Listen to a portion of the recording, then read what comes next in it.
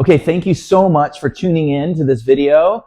Today we are talking a bit about the ride or die framework, and that is from my new book, Loyal AF, How to Build a Ride or Die Team That Grows Sales, Wows Guests, and Never Leaves. And I wrote this book because I found myself in a situation where I was just burnt out. I was working 10, 12-hour shifts, and I had actually come home from another one of those long shifts, and I came home from work and I saw the look on my wife's face, and you may know that look. It's a look that says there's a disturbance in the force, and I felt it pretty deeply. And so I was kind of inquiring as to what was going on, and she said something to me that she's said, I'm sure, in prior conversations in multiple ways, and it was something to the effect of, we don't really get invited to things anymore because you can never show up. And for whatever reason, that hit me really hard, and up to that point, I had heard things like that before, but I had been pretty justified in my answers. Like, well, don't you know this is what I'm doing this for? I'm doing this for you, right? I don't really want to be working all those hours and putting all those crazy hours in just to make a buck. I'm doing this for our family. And that's what I told myself. And what I realized in that moment was that I was trading off the very thing that I was working so hard for. And I wasn't anymore willing to accept that for myself. And so I did some soul searching after that moment, and I went back to a mentor of mine. And because I've always had mentors in my life and coaches and that type of thing. And I was talking to him about this problem, and I was trying to figure out how I'm going to fix this. How can I fix this? Because, naturally as a guy, that's kind of what I want to do. And as an entrepreneur and all those things, I want to solve problems, I want to fix things. And so my mentor came back to me and he said, Greg, you're asking the wrong question. And I said, okay, well, what's the right question? And he said, you're asking how and not who. And for some reason that really crystallized in that moment. It really kind of hit me hard. And I knew exactly what he was saying because we had had similar conversations like this leading up to it. And I knew immediately that I was putting my energy and effort in the wrong place. And so that sort of started this journey for me, which led up to this now book and the training programs that we do to help business owners, to help restaurateurs, to build teams that are ride or die, right? That grow sales, wow guests, and never leave. I mean, that's really what we all want and need, right? But at the end of the day, we trick ourselves into thinking that it's us that has to do everything. And so I see this problem with working with teams over and over and over again. So many times we're having this conversation. So I decided, okay, you know what? I'm going to put this into a system and a playbook that can be utilized and that can be deployed across multiple industries.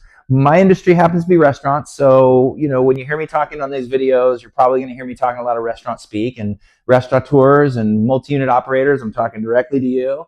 That's my jam. That's my forte. But this can be applied across multiple industries, and so hopefully some of the things that you'll see here can be valuable. In fact, I know they're valuable if you'll only execute on them. Okay, so. What is this that we're talking about, this ride or die framework? Okay, so the idea is we want to be switching from our mindset, first of all, from how to who. And before we can get to the framework, the first thing we need to really think about is, where is our mindset before we go into this process of building teams? A lot of us are running around out there thinking good help is hard to find, right? Or this generation, right? Some form of this generation, fill in the blank, doesn't like to work, doesn't have a great work ethic, is entitled, all that kind of stuff, right? Those are the things we tend to think about and we tend to say to ourselves and actually say out loud sometimes. But as long as we're thinking these things, as long as we're thinking this generation, whatever, or good help is hard to find, right? Then that is going to continue to be our reality. That's exactly what we're going to keep getting. So the first thing that we need to do is shift our mindset around these core beliefs that we're holding and these things that we're saying and these things that we're tricking ourselves into believing, right? So how do we do that, right? Well, we have to understand that it's possible to build a ride or die team. Good help isn't hard to find. They're just not working for you yet, okay? There are plenty of examples of companies that have built amazing, thriving cultures with great A-plus players.